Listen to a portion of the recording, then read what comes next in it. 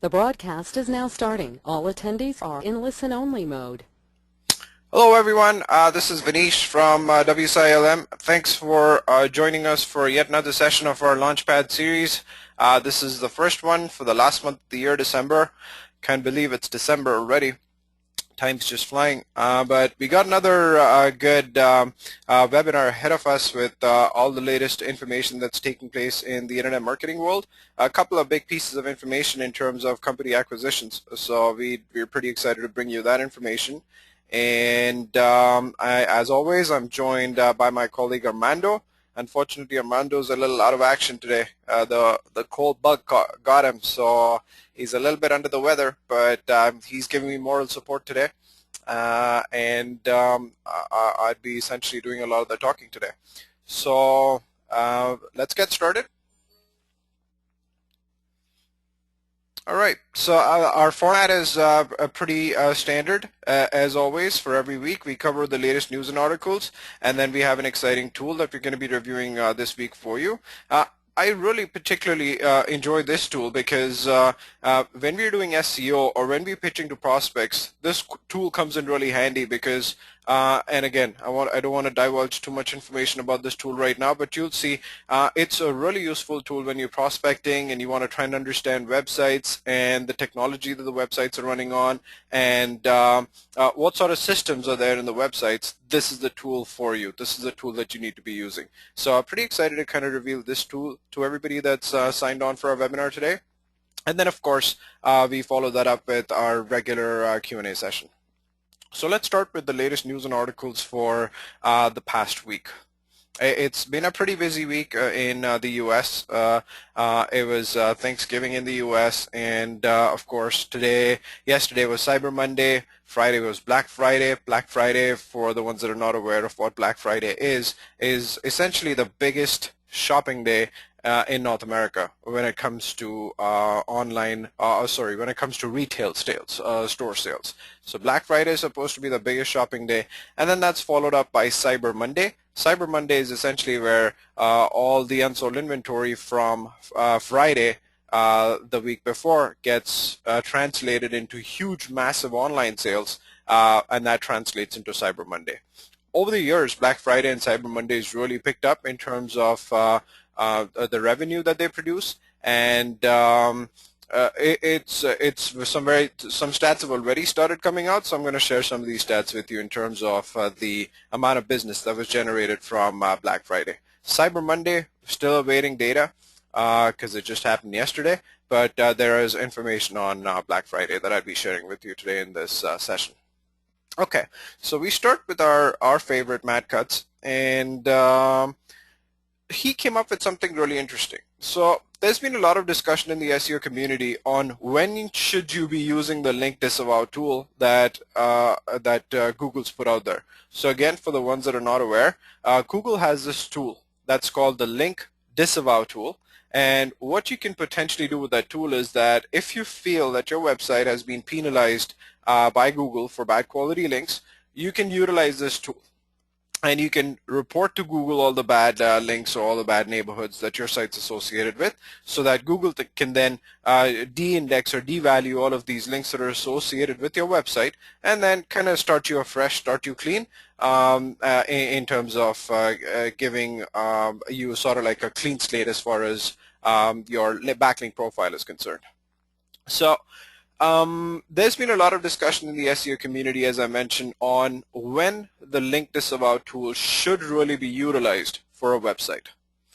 So the SEO community till now was pretty adamant in the fact that the link disavow tool, and even Google for that matter, because Matt Cutts has made some statements in the past reaffirming this statement, where what he basically said was that when it comes to the link disavow tool, this should be primarily used as the last resort of reporting bad links to Google.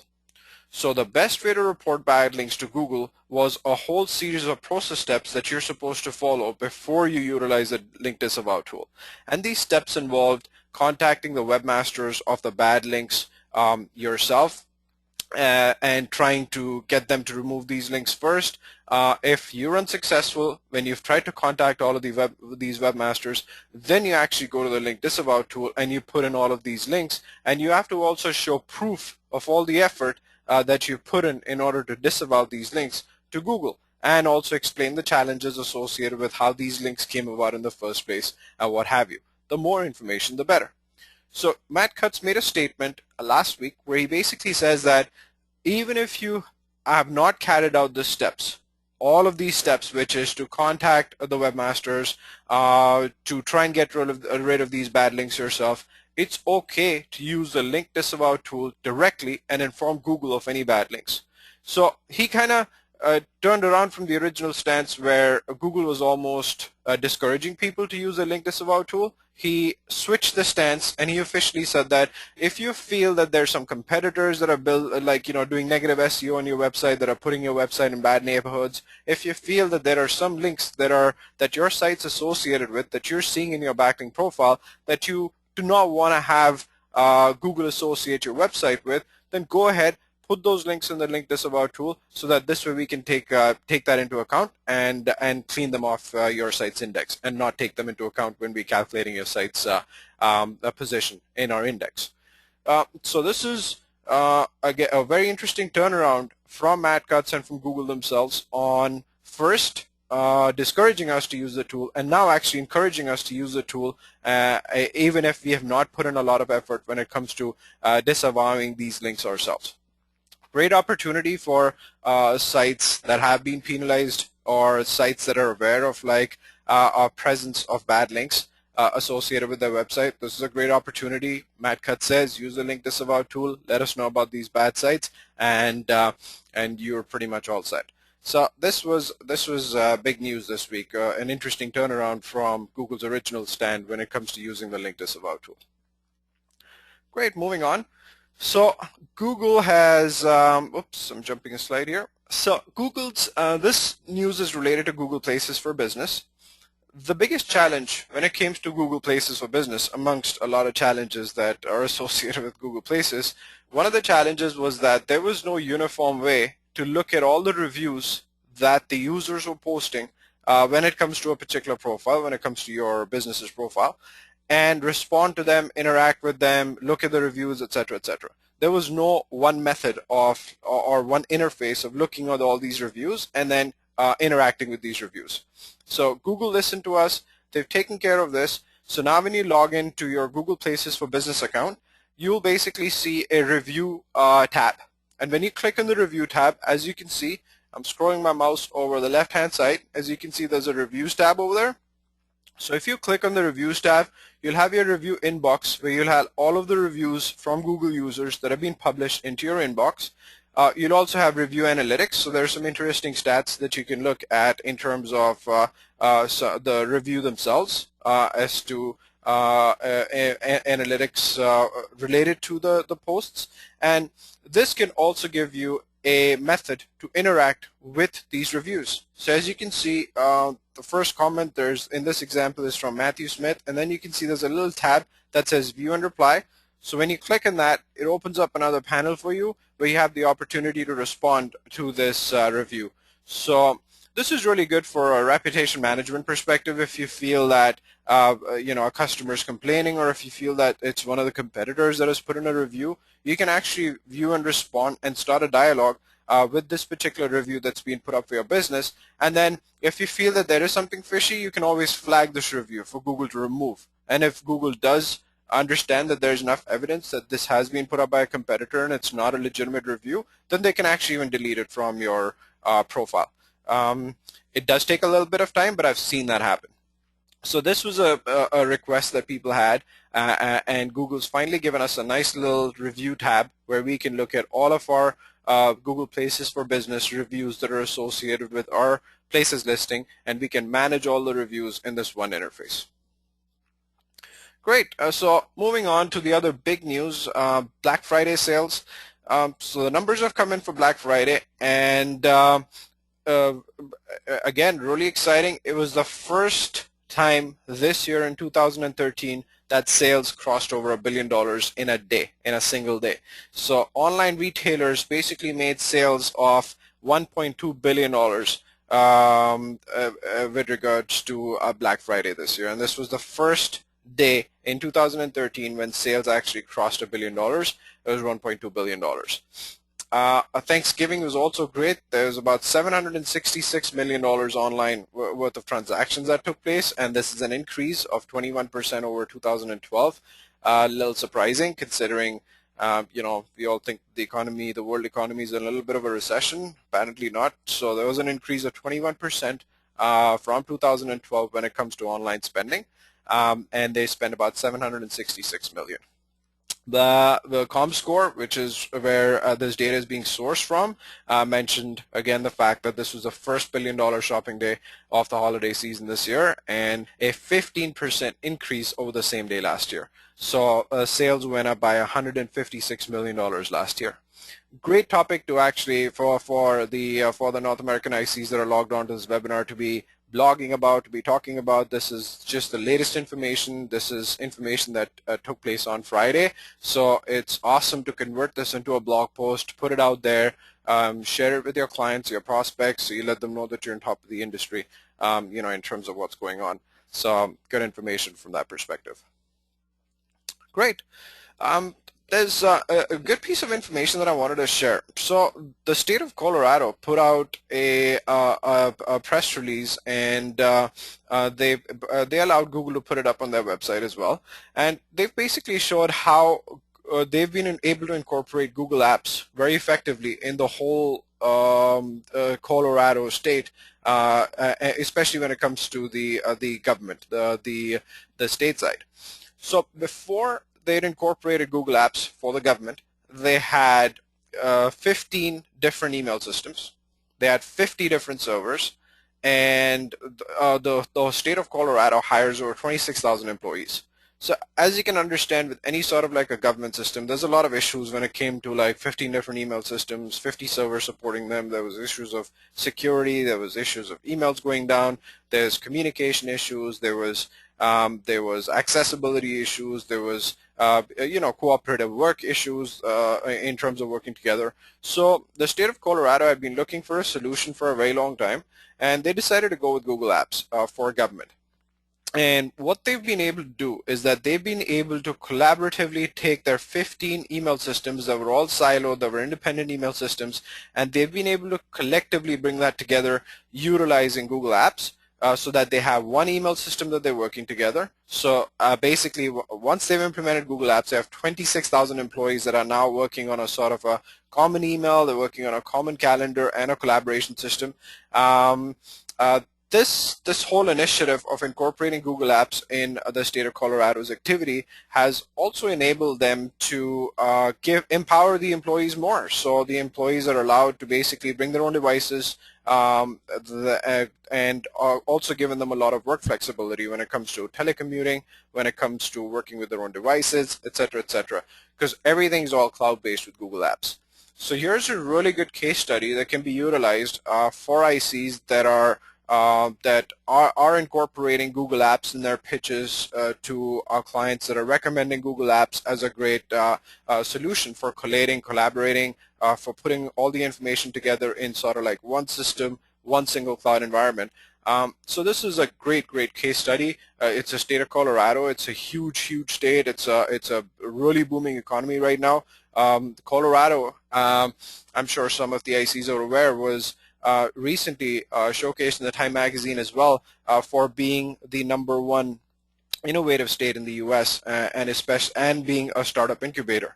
So it has the highest percentage of startups that are happening when it comes to Colorado. So it's definitely a lot in the news. And this methodology, or this whole case study, can be applied essentially to any sort of like a government system or a state system, or for that matter, even private entities and private corporations. So it's a great case study that can be utilized and has a variety of different purposes, especially when you're going out there and either pitching to new prospects, or if you have any prospects that are looking for a single solution so as to integrate all of their different information systems that they have currently. Great, moving on. So there was another good clarification officially from Google. And I'm sure some of us have experienced this, or we have prospects or clients that have experienced this and panicked by this. And the whole situation is blocking Googlebot by accident, so that your entire site gets de-indexed, and obviously, you're pulling your hair out trying to figure out what the heck's happened. And it's funny because I'd say probably about 6 months back, there was an incident that happened in our company as well, where one of our clients, he used to be one of our old clients. He brought his SEO in-house, and then after that, I'd say probably did the SEO in-house for about a good 4 or 5 months himself. And then one morning, our VP of sales gets a really freaky email. Help me. There's a big issue. My site cannot be found in Google. I'm not sure what's happened. Did you guys do anything? It was kind of like again, our clients are like, it was an accusation email combined with, a call for help, right? So he was like, did you guys do anything when we were working with you? Because our site cannot be found anywhere. We are thinking that you guys did something so as to get our site out of the index, and this is a big issue. And it's a big company. It's actually a company that provides customer accounting solutions. So let's say, their application would be major retail companies like Walmart, Safeway, etc. So when people go in, they're tracking people activity in stores, in online retail stores. And their busy time was coming up because this issue took place in July, August. And then, as you can understand, the shopping season, October, November, December is right around the corner. So they were freaking out. And so this came to our marketing department, and we have a checklist. So we went through the checklist, and of course, one of the things that we discovered was that somebody had basically put in a robots.txt no index across the website, so the entire website had been de-indexed by Google. Very simple solution. Just remove that no index command, and Googlebot's going to crawl the website again, and everything's back to normal. So we highlighted that issue back to the client, told them what to do, and then the truth came out.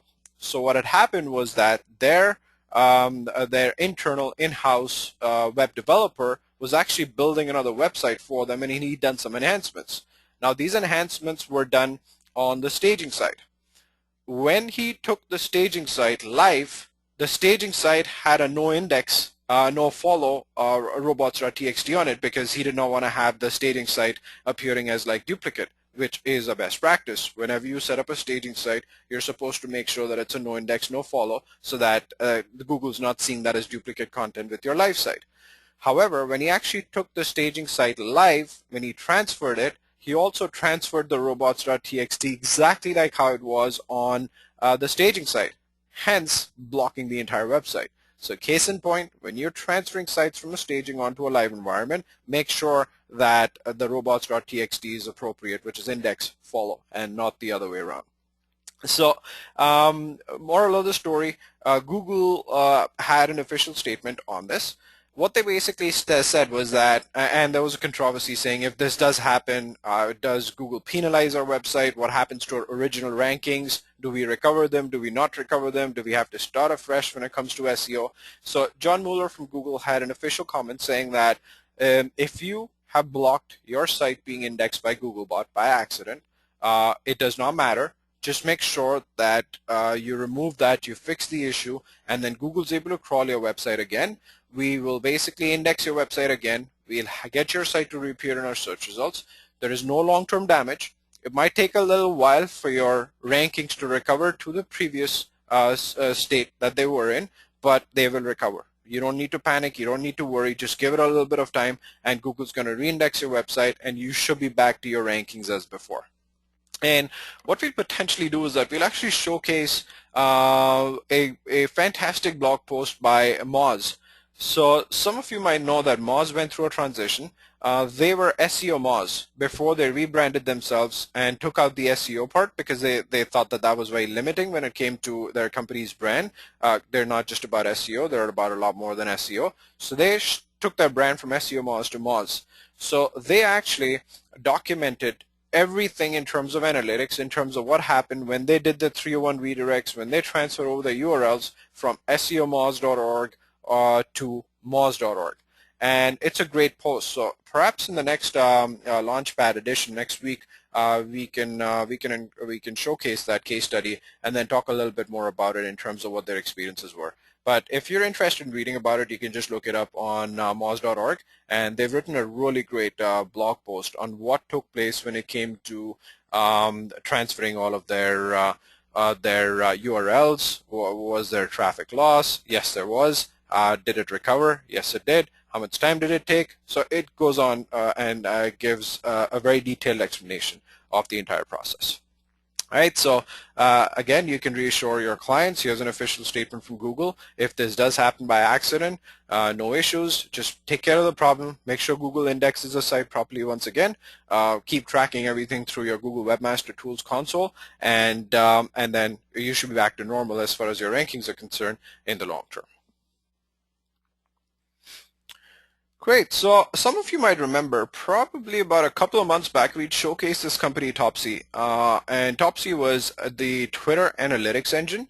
And what Topsy had done, and the reason why it was in the news and why we'd showcased that in our Launchpad series was because about 2 months or 3 months back, Topsy confirmed that they had in their database every single tweet since Twitter was launched, and that was, I believe, in 2004 or 2000. I believe it's around 2004, 2005. So Topsy had indexed Twitter had given them exclusive access to the through an API so as to index every single tweet in their database. So Topsy had indexed every single tweet. So you can actually go to topsy.com. You can look up tweets. If you've done a tweet in 2005, you can just type in keywords. You can type in your Twitter handle, and you can look at your tweets as Topsy's indexed all of these tweets, which is the reason why they were in the news, because they had just completed the entire indexation of Twitter's tweets index a couple of months back.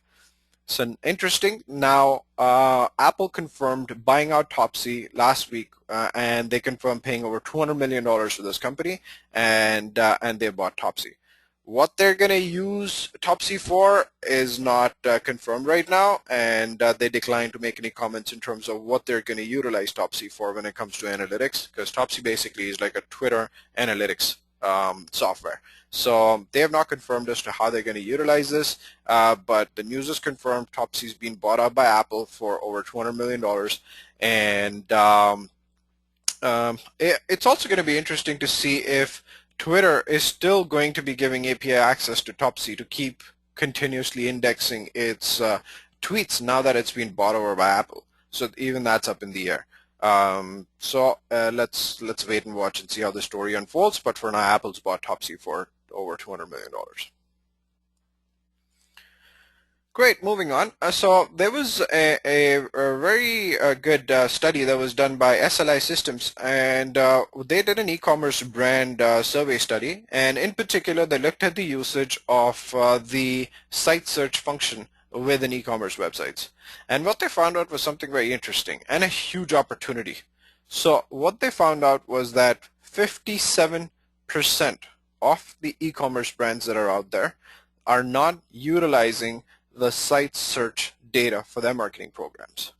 So one is very surprising. I mean, if you're running an e-commerce shop, how can you not be utilizing your internal site search data so as to make your products more prominent, or products that are frequently searched stand out, or gather insightful data analysis from your site search to understand your users' visitors better? Beats me. But okay, here's the stat: 57% of e-commerce brands are not utilizing site search. On the hindsight, huge opportunity. So when we know that there's 57% of the e-commerce brands that are not utilizing site search effectively, they're not sure of what the visitors are doing, or perhaps they don't know how to utilize this, and they don't know how to decipher insightful data. Huge opportunity for some consulting. So this is a great upsell opportunity, and a good opportunity for us to look at all of the e-commerce websites or clients that we have in our portfolio or in our prospects list right now and share this white paper or this study with them, and then add it on as a discussion item and start on a discussion on this whole aspect of site search. And the upsell obviously is your own consulting hours that you can upsell to your clients, talking about the effectiveness of site search and the things that you can do with site search, the various ways that you can interpret and analyze data and make some effective decisions when it comes to site search. So now, very cool study. I've provided you the link at the bottom of the screen, sitesearch.slisystems.com, and there's survey link. So you can just click on that link. It's a white paper. You'd obviously need to fill out your information to get the white paper, and then once you get access to that data, it's a PDF file, so you can choose to do what you want with it. Send a copy of that to your clients, but this is a great discussion point. Engage in a discussion with your clients, especially right now. It's the shopping season, so a very important time for all the e-commerce brands, and then potentially do some upsells when it comes to your consulting hours with regards to this particular aspect. Great. So another big news from Google. So when it comes to Google PPC AdWords, their AdWords interface, up till now, there was no way that you could undo changes that you'd incorporated in AdWords. So let's say that you're managing an AdWords campaign and you've made 10 changes today. And these changes can be anything from adding in new keywords, changing up the ads, changing the bids, adding in more geo-targets, adding in site link extensions, adding in new like conversion metrics, conversion codes, parameters, breaking up your campaigns into different ad groups, adding new ad groups, whatever changes that you were making when it comes to your AdWords campaign. If you had to undo the changes that you've done, there was a way to do it. I mean, the change history has always been there in Google AdWords. So you can always go into your change history tab, and that gives you your change history for your campaign. So you can look at all the changes that have been done by you, essentially like date-wise. Chronologically, you can see all of the changes that you've done in your AdWords campaign.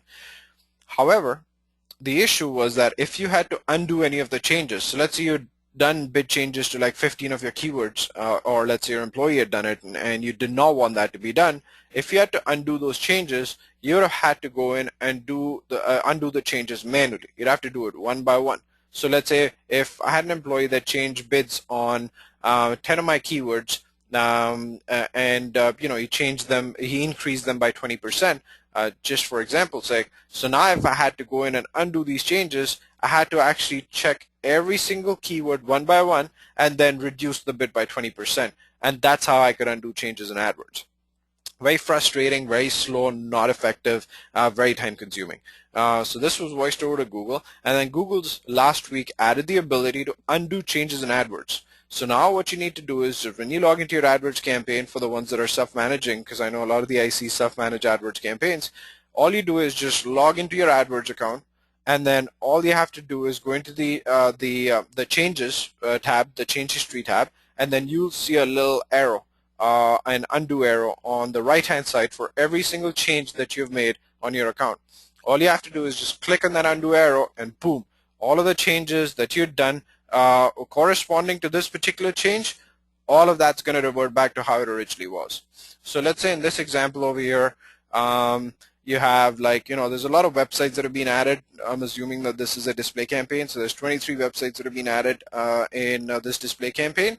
So these were added, you want them removed, all you have to do is just click on this icon here, the undo icon, and boom, all of these 23 websites are going to disappear. So this was a much needed function, and I'm glad Google AdWords has incorporated this, because this is a huge time saver. So if you need to undo any changes or any updates that you made to your campaign, you can now do so very effectively with the undo feature that Google's launched in their AdWords console. Okay, great. Moving on. I promised you an effective and a quick webinar. So moving on, this was the tool that I wanted to showcase and talk to you about. And this tool is called Built With. Really cool tool. So let's actually give you a demo of this tool. So the URL is very simple. Just go to builtwith.com. And what it does is that it actually showcases a lot of information about a domain without you actually having any sort of access to that domain. So, a lot of the times you're at the prospect stage and you don't necessarily want to bug the prospect with a lot of information when it comes to, what's your site's technology, what sort of analytics are you utilizing on your website, etc., etc. You don't want to pry them too much. And a lot of the times your prospects are also going to be careful in terms of the information that they share with you. So BuiltWith is a fantastic tool. It's actually made by a company that's based out of Australia. And BuiltWith gives you a lot of information by just crawling the domain. So let's take an example. So let's say, I'm sure you're all familiar with Neil Patel's Quick Sprout blog. We've showcased that a lot in our webinars. So let's say I want to take a look at Quick Sprout. I want to understand what is the content management system that Quick Sprout is using. What sort of analytics does Quick Sprout have? What sort of softwares does Quick Sprout have on their website? Because I want to try and look at best practices in terms of what they're utilizing. So I just type in the domain quicksprout.com and I hit the lookup tab. And there. So it gives you a lot of information on QuickSprout. So now let's take a look at what kind of information you're getting. So what sort of SSL certificates does the site have? They sell subscription services. So here's the SSL certification that they're utilizing. Where's their name server? So where is their DNS? So they're utilizing GoDaddy. Okay, so the domain is hosted with GoDaddy. Email services. What kind of email services are they using? So they're using GoDaddy email. All right, good information. Hosting providers. So who is their hosting provider? So they're using a company called Linode, I guess. So that's a hosting provider. Okay. What is their content management system? What are they utilizing? So there you go. So they're using WordPress. Great. It's a blog-oriented website. They're utilizing WordPress as their content management system. What sort of a framework is a website built on? Obviously, it's WordPress, so it's PHP-based. So the framework tab shows you that it's a PHP website. Now this is the best part. This is what I really love. What sort of analytics and tracking tools is this website utilizing? So you can see that, and you want to look at the analytics and tracking tools that the top websites out there are utilizing, because you want to do the same thing for your clients, right? Then they're spending a lot of money, so they're obviously trying testing and doing a lot of this stuff, right? So QuickSprout in this case is using a software called Preact, which is interesting. So now this takes me to my next competitor analysis activity of what is Preact, what are they utilizing, what does it do? Crazy Egg, of course, that's their own product. So they're utilizing Crazy Egg so as to understand heat map tracking and a visualization of visitors on their website. They're utilizing Optimizely. That's interesting because now you can see that Optimizely is the preferred software for QuickSprout for their A/B split testing. That's what they're utilizing. Facebook Domain Insights, which is also useful because this tells you that they are tracking their social media through Facebook Domain Insights. Google Analytics tells you what they're utilizing, which is Google Analytics. It also gives you a sort of like a good idea of all the JavaScripts that they're utilizing on their website, and JavaScripts include things like the Lightbox technology, which is a technique or actually a software for overlaying images as well as text on your website, and it is search engine friendly. They're utilizing that. They're utilizing the jQuery form. They're utilizing the Facebook for Websites widget, etc., etc. They're utilizing Twitter. Then it also goes on to tell you like what sort of content delivery networks are they utilizing, like feed burners, RSS, etc. What are they doing? So they're using JS Deliver, NetDNA, Akami, CloudFront, etc., etc. Gives you good information there. What sort of widgets is the website using? So they're utilizing widgets like bbPress, WordPress Popular Posts, the Hello Bar, which is one of the very important tools that Neil Patel recommends if you want to increase conversions on your client's websites, is to incorporate the Hello Bar, which is like a little bar that kind of follows you as you scroll down on the page, and it's call to action oriented. The Facebook-like icon, they have WordPress plugins. What sort of aggregators are they using? So they're utilizing RSS, Pingback, etc. And then what sort of like document information is available for this website. They're using Facebook's Open Graph protocol so as to optimize their posts and their website for Facebook in particular. They're utilizing canonical content. They're utilizing a Google Font API, meta robots, meta descriptions, etc., etc. So as you can see, I had no information to this website. This was just information. All I did was just type in the name of the domain, and then once I type the name of the domain in, it gives me all of this information related to this particular website, which you can incorporate in your proposal, and that's going to impress your prospects, because without even getting any sort of access, you can do a little bit of competitive analysis and pull a lot of information. So this is a fantastic competitive intelligence tool, because you can run this for unlimited number of websites, and then you can also showcase some of the stuff that your clients' competitors, your prospects' competitors are utilizing on the websites that the prospect is not, and educate them more on it, so that again their interest gets piqued. Nothing hits home with a prospect than what they're then knowing about what their competitor is doing and where they're missing the boat. So it's all about presenting the information in the right way, the right format, and then incorporating that for a client. Let's look at another website. So let's look at so there's QuickSprout. Let's look at I don't know. Let's go to, let's say, search engine land, Danny Sullivan's website, right? So let's look up searchengineland.com and let's see what they're doing. Okay, so the service is Apache SSL certificate. What are they utilizing? Look at this. This is really cool. So it gives you information on what sort of advertising networks are present on this website. So you got the Facebook Exchange, right, which we'd mentioned to you is a real-time bidding ad serving solution by Facebook.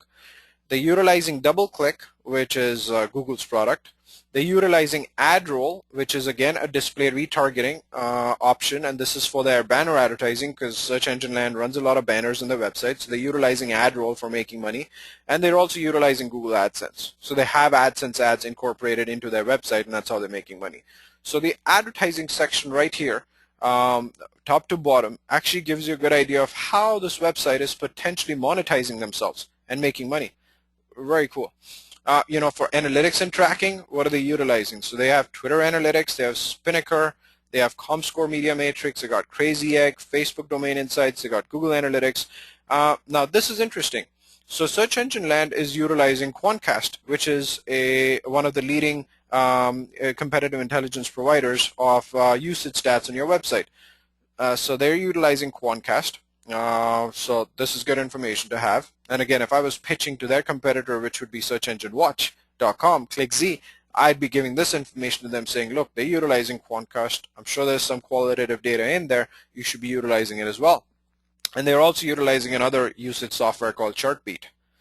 Now, again, going to JavaScript, so you get all the information on all the JavaScript related softwares that they're utilizing. Widgets, what kind of widgets they have, Google Plus embedded ports, reCAPTCHA, Facebook, Disqus, Yoast, Twitter, Google Plus, etc., etc. For content delivery, they're utilizing Facebook, CloudFront, Akami, etc. And then you have the document information as well. So get a great competitive analysis tool that can be utilized for any website. All you have to do is just go to builtwith.com, type in the URL, look it up. You can do that for your clients, your prospects, your competitors, compile all that information in your initial report that you present to your prospects or your clients, and impress them with all this knowledge that you've gained without essentially getting access to the website. Again, there's manual ways to find the same information, but hey, here's a great tool that puts all of this information together in one interface for you in a sort of a nice, clean manner. Excellent. So that was the tool of the week. Hope you like that. And as I mentioned to you, Armando's been a little quiet on this webinar because he's a little bit under the weather. So I kind of took the lead in doing the entire LaunchPad this week. Hope you enjoyed it. A little bit about us. Our promotion for the infographic is still going on, $250. If you're interested in any information on the infographic, shoot myself or Armando an email. Here's our contact info, and then there's Armando's Skype over there as well, so you can definitely reach out through Armando's Skype. Excellent. Question time. So let's take a look at the questions. Okay, I'm just gonna open this up here. Just gonna undock this. Okay. So, first question from Henry. How do you find bad links coming into a website? Very good question, Henry, and there's multiple answers to this. The best way to find out and rate links that are associated with your website is to use tools like the link detox tool that's out there that's been talked about, and that's quite a reliable tool that you can utilize. But at the end of the day, it's anyone's call. Like, okay, if you're looking at sites like free-web.directory.com and you've put a florist in a category of, let's say, HVAC or home improvement, there's obviously something wrong that's happening there. That link should not be associated with that website. That's a bad link, period. So I guess it's a combination of common sense, because there isn't any sort of like a doctrine or a white paper or like a bad links identified report that's published by Google that gives us the information in black and white. And this is where our judgment comes in. And you have to be very selective when you are identifying links as bad. If you, and it gets trickier if you don't have any sort of like warning or manual penalty or any sort of information that Google's provided to you in your Google Webmaster Tools console. That's where it gets more tricky. So you have to be very careful in terms of what you report as bad links and what you don't. So I would say utilize a lot of common sense when you're looking at links. Look at the other, like when you have a link, look at that link page. How many links are there on that page? How many sites are linking from that page? What is the overall page rank of that website? Is that website still indexed in Google, that directory? So all of these factors come into account, and that's when you make a decision on whether that link is really relevant for your client's website or not. But tools like the link detox tool definitely help. Alan has a question here. We've used the Disavow tool, but some links are still affecting our ranking and associated with us. What is plan B? We've never been asked for proof of work we've done to remove them. Great question, Alan. So if you've utilized the Disavow tool, at this stage right now, that really is the last resort when it comes to communicating your bad links with Google. And I'd be interested to hear on how you know that they are still affecting your rankings and they have not all been disavowed. I mean, I'd lean on the side that is speculation. Nobody can confirm that there's some links that are still affecting your ranking. I would suspect that a couple of things. One is that it's not just the rankings that are impacting the links that are impacting the ranking. There's other factors that are impacting the ranking, or like on-page factors, the number, the quality of links, etc., that are impacting the website. So that's potentially what I would suspect. But feel free to shoot me an email, Alan, on this question. We can investigate this further. Fernando was complaining about sound, but I guess it was solved for him. John had a couple questions. The first question John had was, is there a process that I can find online that simply shows how to migrate domain-based email to Google Apps? Google Apps' help is quite extensive. I can definitely research that question a little bit more, John, and get back to you on that. Don't have an immediate answer for you on that. And how would I know if a client has blocked Googlebot by accident? Okay, so you can set up site monitoring tools, and then I guess the best method to really see if your client site has been blocked by Googlebot or not is to keep checking your Google Webmaster Tools console. I mean, if you see that the index in the site's index has gone down to 0 over there, there's an issue, because normally Google reports any sort of like crawling issues with your website by sending you an email through the Webmaster Tools console. So what you can do, John, is you can set up like a Google alert in your Webmaster Tools console, set up your email as a default email to receive these alerts, and whenever Google has any challenges when it comes to indexing your website or your client's website, it shoots you out an email. So that's recommended and a good way to keep on top of what's taking place as far as the Googlebot indexing issue is concerned. Great. No other questions? Thanks for joining us for this session of our LaunchPad series. Have a great week, and we look forward to seeing you next week. Thanks, everyone.